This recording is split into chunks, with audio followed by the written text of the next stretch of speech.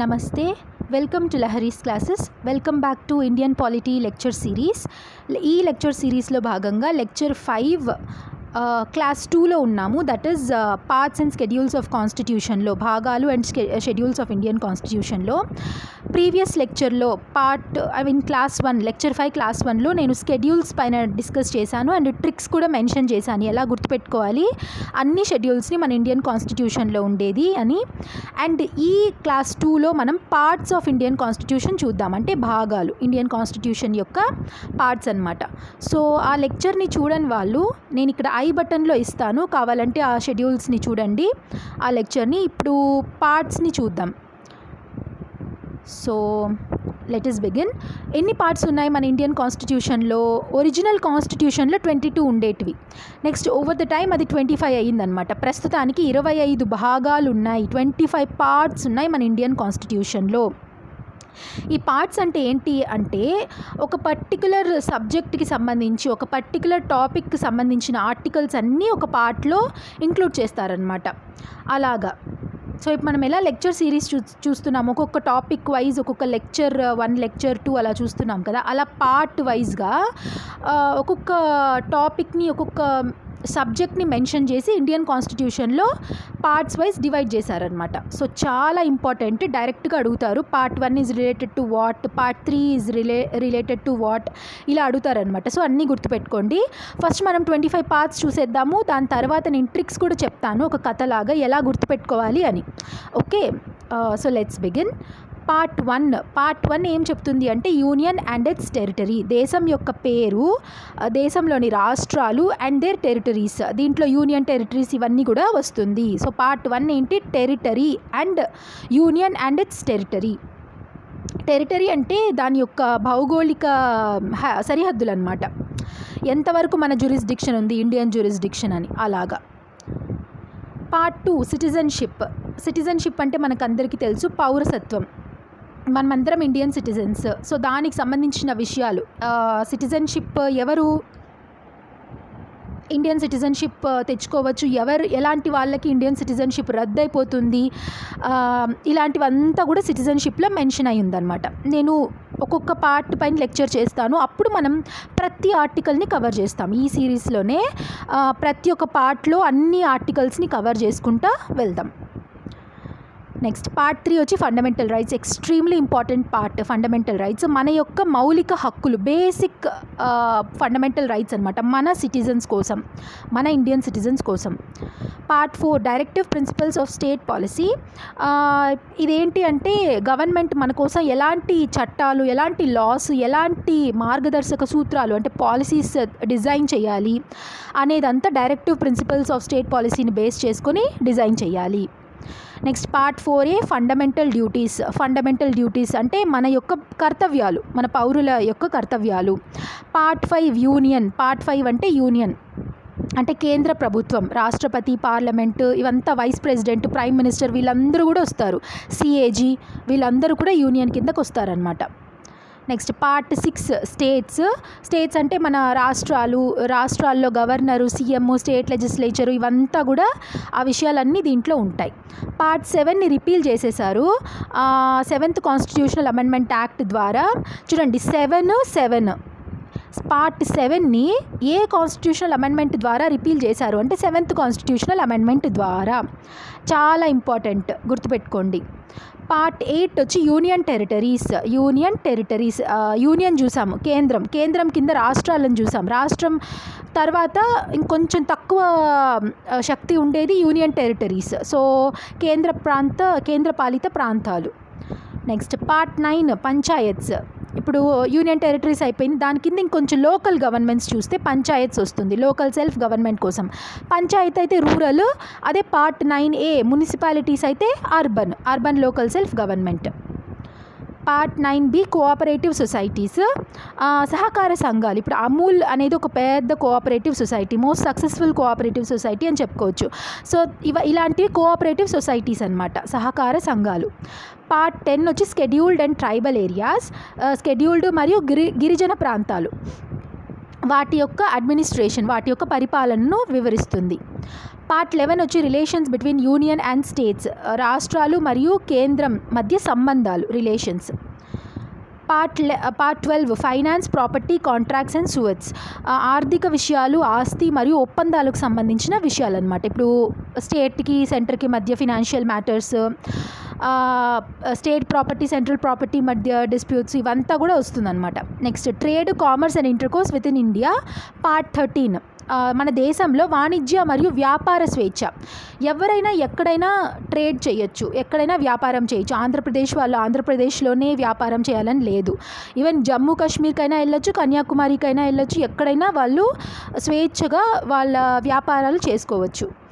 Part 14 services under the union and the states. కేంద్రం మరియు రాష్ట్ర సేవలు మరియు పబ్లిక్ సర్వీస్ కమిషన్ అనమాట. పబ్లిక్ సర్వీస్ కమిషన్స్ ఉంటాయి కదా, మన ఆంధ్రాకి ఏపీపీఎస్సీ అని, తమిళనాడుకి టీఎన్పిఎస్సీ అని, తెలంగాణకి టీజీపీఎస్సీ అని, ఓవరాల్గా ఇండియా మొత్తంలో యూపీఎస్సీ ఉంది. సో ఇవంతా కూడా సర్వీసెస్ కింద వస్తాయి. సో ఇవన్నీ కూడా పార్ట్ 14లో మెన్షన్ చేశారు. పార్ట్ 14A ట్రైబ్యునల్స్ అంటే ఇప్పుడు మనకి ఏదైనా డిస్ప్యూట్స్ వచ్చింది, గొడవలు వస్తుంది, ఏదైనా తగాదాలు ఇలాంటివి సంబంధించినవంతా కూడా ట్రైబ్యునల్స్కి వెళ్తారనమాట. అడ్మినిస్ట్రేటివ్ ట్రైబ్యునల్స్ ఇవి పార్ట్ 14A డిస్కస్ చేసేది. పార్ట్ 15 ఎలక్షన్స్ మన ఇండియా మొత్తంలో ఎన్నికల ప్రక్రియ ఎలా జరగాలి ఇవంతా కూడా పార్ట్ 15 ఎలక్షన్స్ మెన్షన్ చేస్తుంది ఈ పార్ట్లో. Part 16 special provisions for certain classes అంటే ఎస్సీస్, ఎస్టీస్, ఇలా వల్నరబుల్ సెక్షన్స్ ఉంటాయి కదా, అలా క్లాసెస్ కోసం ప్రత్యేకమైన నిబంధనలను వివరిస్తుంది. Part 17 official language. పార్ట్ 17 వచ్చి ఒఫీషియల్ లాంగ్వేజెస్ ఉన్నాయి కదా మన ఇండియాలో, అధికార భాషలు, వాటిని ఎక్స్ప్లెయిన్ చేస్తుంది. పార్ట్ 18 ఎమర్జెన్సీ ప్రొవిజన్స్, ఎమర్జెన్సీస్, అత్యవసర పరిస్థితులను మెన్షన్ చేస్తుంది. పార్ట్ 19 మిస్లేనియస్, ఎక్కడా మెన్షన్ చేయనటువంటి కొన్ని సబ్జెక్ట్స్ ఉంటాయి కదా, అలాంటివి ఇతర నిబంధనలు ఈ పార్ట్ 19లో మెన్షన్ చేయబడుతుంది. Part 20 amendment of the constitution. Article 368 ద్వారా ఎలా అమెండ్ చేయాలి అనేది పార్ట్ 20లో మెన్షన్ చేసి ఉంటారు. పార్ట్ 21 అంటే temporary, transitional and special provisions, తాత్కాలిక మరియు ప్రత్యేక నిబంధనలను వివరిస్తుంది. Next part 22 short title, commencement and authoritative text. రాజ్యాంగానికి సంబంధించిన షార్ట్ టైటిల్, ఇంకా మిగిలిన ప్రొవిజన్స్ అన్నమాట, వాటిని ఎక్స్ప్లెయిన్ చేస్తుంది. పార్ట్ 23, 24, 25 తర్వాత యాడ్ చేశారు అడిషనల్ ప్రొవిజన్స్. ఇవి ఏం స్పెషల్గా ఏం లేవు. పార్ట్ 23, 24 అండ్ 25 అంతా కూడా అడిషనల్ నిబంధనలు. ఓవర్ ద టైం అమెండ్మెంట్స్ జరుగుతాయి కదా, అమెండ్మెంట్స్ జరుగుతూ ఉంటాయి, కొత్త యాక్ట్స్ యాడ్ అవుతూ ఉంటాయి కదా, వాటి గురించి సంబంధించినవంతా కూడా ఈ 3 పార్ట్స్లో ఇంక్లూడ్ చేసి ఉంటారు. ఇప్పుడు మనము షార్ట్ ట్రిక్స్తో ఎలా గుర్తుపెట్టుకోవాలో చూద్దాం. ఫస్ట్ ఇక్కడ చూడండి, నేను చెప్పే జాగ్రత్తగా వినండి, ఒక కథలాగా వింటే మీకు గుర్తుండిపోతుంది.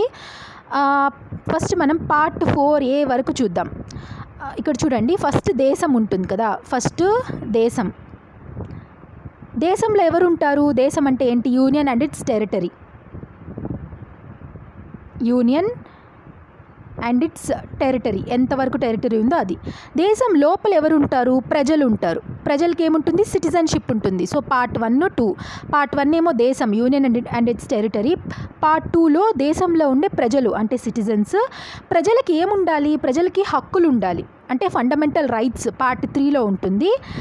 ఆ హక్కుల కోసం, ఆ హక్కులు ఎలా ఇస్తారు అంటే కొన్ని పాలసీస్, ఈ దేశము కొన్ని పాలసీస్ చేసి, యాక్ట్స్ చేసి, లాస్ చేసి ఇస్తుందన్నమాట. సో అవి ఎలా చేయాలి అనేది డైరెక్టివ్ ప్రిన్సిపల్స్ ఆఫ్ స్టేట్ పాలసీలో చెప్తారు. So part 4. ఇప్పుడు ప్రజలకేమో అంటే పౌరులకు, సిటిజన్స్కి హక్కులు ఇచ్చారు, వాళ్ళని కాపాడడానికి, స్టేట్ నుంచి ప్రొటెక్ట్ చేయడానికి డిపిఎస్పీస్ ఇచ్చారు, వాళ్ళకి స్కీమ్స్ ఇవ్వడానికి ఇవంతా ఇచ్చారు కదా. ఇప్పుడు రివర్స్ పౌరులు ఏం చేయాలి? వాళ్ళ యొక్క డ్యూటీస్ నిర్వహించాలి దేశం కోసం ఫండమెంటల్ డ్యూటీస్. ఇప్పుడు పౌరుల యొక్క కర్తవ్యాలు నిర్వర్తించాలన్నమాట. సో అది ఒకసారి మళ్ళీ రివైజ్ చేసుకుందాం. పార్ట్ 1 నుంచి పార్ట్ 4A వరకు 5 ఉంటాయి.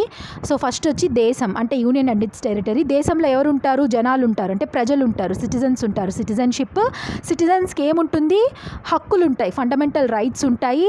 ఆ ఫండమెంటల్ రైట్స్ని వాళ్ళు యూటిలైజ్ చేసుకోవాలని రాష్ట్రాలు, కేంద్రం ఏం చేస్తుంది? డైరెక్టివ్ ప్రిన్సిపల్ ఆఫ్ స్టేట్ పాలసీస్తో పాలసీలు చేసిస్తుంది. సో ఇంత మనకి ప్రజలకి ఇస్తున్నారు కాబట్టి మనం తిరిగి మన కర్తవ్యాలని దేశం కోసం నిర్వర్తిస్తాం. నేషనల్ ఫ్లాగ్ని కాపాడడం, నేషనల్ యాంథమ్ని, నేషనల్ మాన్యుమెంట్స్ని ఇవంతా కాపాడుకోవడానికి మనం డ్యూటీగా మన డ్యూటీస్ని నిర్వర్తిస్తాము. సో అది పార్ట్ 1 నుంచి 4A వరకు. నెక్స్ట్ ఇప్పుడు మళ్ళీ చూడండి, మళ్ళీ దేశం వస్తుంది పార్ట్ 5లో.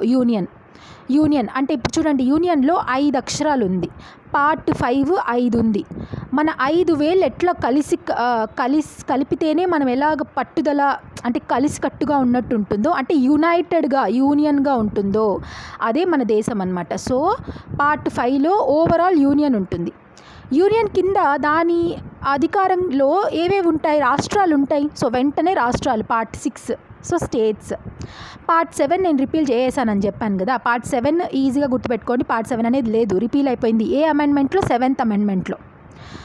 నెక్స్ట్ రాష్ట్రాలు అయిపోయింది. రాష్ట్రాల తర్వాత యూనియన్ కింద ఇంకొంచెం పవర్స్తోనే ఉండేది ఏది? Union territories. యూనియన్ అయిపోయింది, స్టేట్స్ అయిపోయింది, నెక్స్ట్ యూనియన్ టెరిటరీస్. తర్వాత యూనియన్ టెరిటరీస్ కంటే కూడా ఇంకా కొంచెం కొంచెం లోకల్ గవర్నమెంట్, ఇంకా ప్యూర్ లోకల్గా వెళ్ళిపోతే రూరల్ ఏరియాస్ వస్తుంది. రూరల్ ఏరియాస్లో లోకల్ సెల్ఫ్ గవర్నమెంట్ ఏది చెప్తాం? పంచాయత్స్ అయిపోయిందా? రూరల్ ఏరియాస్ అయిపోయింది. ఇంకా మిగిలింది ఏంటి? అర్బన్ ఏరియాస్లో లోతుగా వెళ్తే లోకల్ సెల్ఫ్ గవర్నమెంట్స్ ఎవరు చేస్తారు? మున్సిపాలిటీస్ చేస్తారు. పార్ట్ 9A మున్సిపాలిటీస్ అయిపోయిందా? ఫస్ట్ ఏమైంది? యూనియన్ పెద్దది, సెంట్రల్ గవర్నమెంట్ చాలా పెద్దది. దాని కింద బ్రాంచెస్ లాగా స్టేట్స్. ఒక ట్రీ అనుకుంటే, యూనియన్ని ఒక ట్రీ అనుకుంటే బ్రాంచెస్ లాగా స్టేట్స్. ఆ బ్రాంచెస్లో ఇంకొంచెం చిన్న కొమ్మలు వచ్చి యూనియన్ టెరిటరీస్.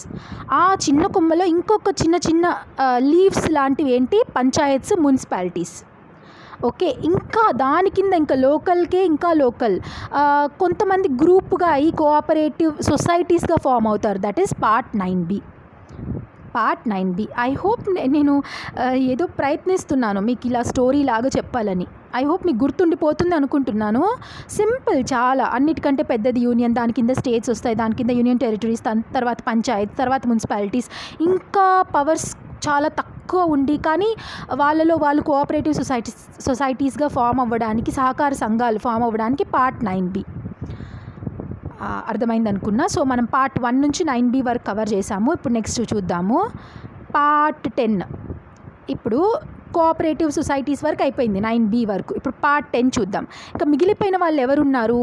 ఇంకా ఇప్పుడు కోఆపరేటివ్ సొసైటీస్ వరకు, రూరల్, అర్బన్ ఏరియాస్ వరకు చూసాం. ఇంకా మనం ఫారెస్ట్లోకి వెళ్దాం. ఫారెస్ట్లో ఎవరు ఉంటారు? ఫారెస్ట్లో ఏముంటుంది అంటే మనుషుల పరంగా చూస్తే స్కెడ్యూల్డ్ అండ్ ట్రైబల్ ఏరియాస్ ఉంటుంది. హిల్లీ రీజియన్స్, ఫారెస్ట్లో హిల్స్ ఉంటాయి. ఇంకా మొత్తం నేచర్ అంతా ఫారెస్ట్లోనే ఉంటుంది కదా. So that is scheduled and tribal areas ఉంటుంది అక్కడ. సో పార్ట్ 10 ఏంటి? Scheduled and tribal areas. ఇక్కడి వరకు మనం ఏరియాస్, స్టేట్స్ ఇలాంటివి చూసేసాం. నెక్స్ట్ చూద్దాం. ఇప్పుడు ఏమైంది? యూనియన్ అనే పెద్ద ట్రీ నుంచి అత్యంత చిన్న ప్లేసెస్ అయిన ట్రైబల్ ఏరియాస్ వరకు వెళ్ళిపోయాం. ఇప్పుడు ఏంటి? యూనియన్తో వీటి రిలేషన్, యూనియన్ అండ్ స్టేట్స్ మధ్య రిలేషన్. యూనియన్ అండ్ స్టేట్స్ మధ్య రిలేషన్ ఏది చెప్తుంది? పార్ట్ 11. 1 అని ఉంది. ఒకటి యూనియన్ అనుకోండి, ఒకటి స్టేట్స్ అనుకోండి. ఈ రెండింటి మధ్య రిలేషన్ అలా గుర్తుపెట్టుకోండి. ఇప్పుడు ఒక రిలేషన్ ఉంది అంటే వాళ్ళ మధ్య ఫైనాన్షియల్ కూడా జరుగుతుంది, అంటే ఫినాన్షియల్ ట్రాన్సాక్షన్స్ జరుగుతుంది. ఫ్రెండ్స్ మన ఫ్యామిలీ మెంబర్స్ ఉన్నారు. మన పేరెంట్స్ పైన డిపెండ్ అవుతాం. యూనియన్ అనేది ఒక పేరెంట్ అనుకోండి, స్టేట్స్ అనేది మన పిల్లలు అనుకోండి. సో మనం ఏం కావాలన్నా మన యూనియన్ పైన డిపెండ్ అవుతాం. మనకు మనీ కావాలన్నా, ప్రాపర్టీస్, ఇవంతా కూడా పేరెంట్స్ పైన డిపెండ్ అవుతాం. సో పార్ట్ 12లో finance, property, contracts and suits between union and states అంతా కూడా జరుగుతుంది. సో రిలేషన్ ఫామ్ అయ్యాక వాళ్ళ మధ్య ఫినాన్షియల్, ప్రాపర్టీ ట్రాన్సాక్షన్స్ జరుగుతుంది. అలాగా అంటే చాలా వియర్డ్గా ఉంది నాకు తెలుసు, బట్ స్టిల్ మీకు గుర్తుండిపోవాలి అని నేను ఇలా డిజైన్ చేశాను ఈ స్టోరీని. సో పార్ట్ 11 ఏమో యూనియన్ అండ్ స్టేట్స్ ఒకరి మధ్య ఒకరికి రిలేషన్. పార్ట్ 12 ఏమో ఆ రిలేషన్ ద్వారా మనం హెల్ప్ తీసుకుంటాం, డబ్బులు, finance, property help, contract suits అలా హెల్ప్ తీసుకుంటాం, అలా గుర్తుపెట్టుకోండి. ఇప్పుడు పార్ట్ 13 డబ్బులు తీసుకున్నాం కదా, డబ్బులు తీసుకొని ఏం చేస్తాము, బిజినెస్ స్టార్ట్ చేస్తాం. బిజినెస్ వల్ల commerce, intercourse with in India, ఎక్కడ ఇండియా మొత్తంలో, నాట్ జస్ట్ నేను మా ఇంట్లోనే చేయను, ఇండియా మొత్తం నా బిజినెస్ని నేను ఎక్స్పాండ్ చేసుకోవచ్చు.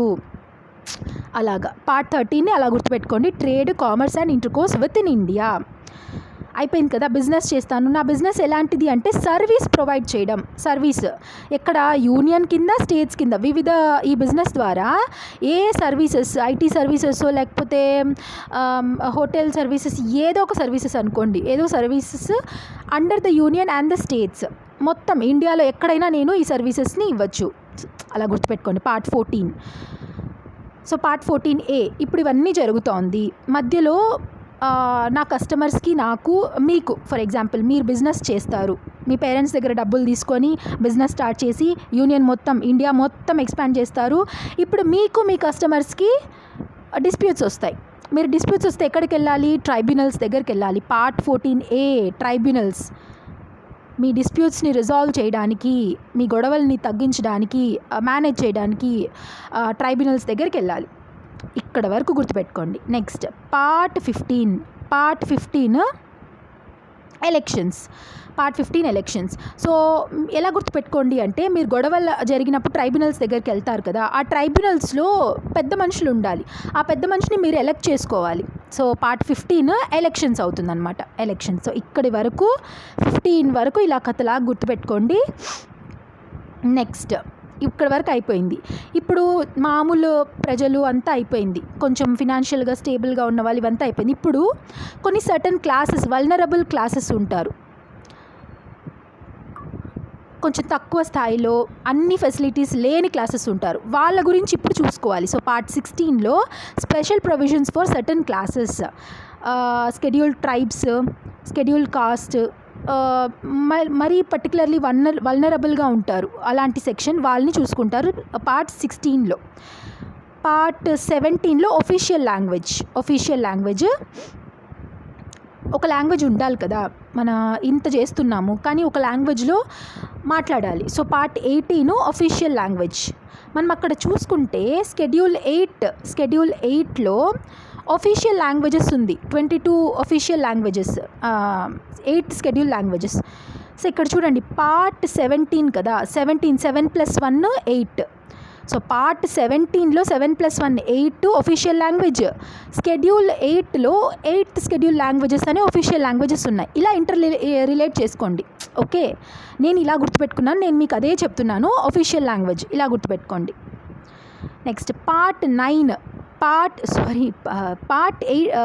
18 ఇది 18. నేను ఎలా గుర్తుపెట్టుకున్నానంటే 108కి మనం కాల్ చేస్తాం ఎమర్జెన్సీ మన ఇంట్లో వాళ్ళకి ఏమైనా సివియర్ హెల్త్ ప్రాబ్లమ్ వస్తే మనం 108కి కాల్ చేస్తాం. ఈ జీరో తీసేయండి.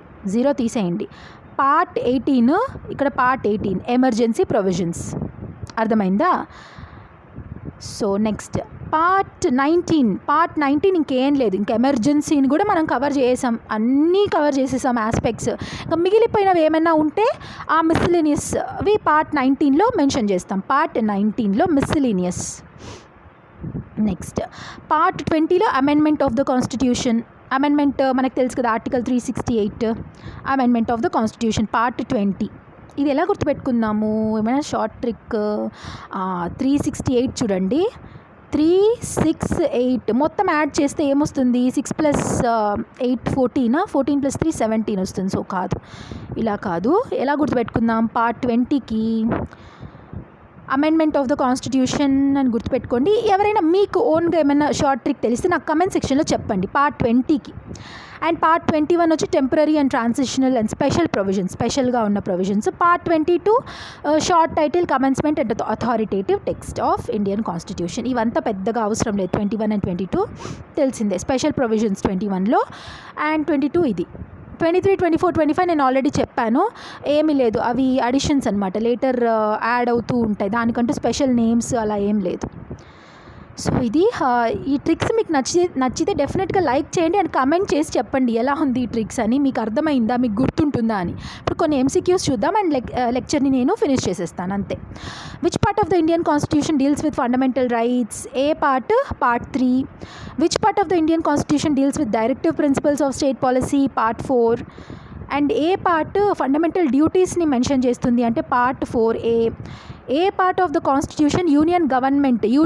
యూనియన్ అంటే యునైటెడ్గా ఉండాలి, మన 5 వేళ్ళు కలిసి ఉంటేనే మనం బలంగా ఉంటాం, యునైటెడ్గా ఉంటామని చెప్పాను కదా. 5 యూనియన్లో 5 ఉన్నాయి, పార్ట్ 5.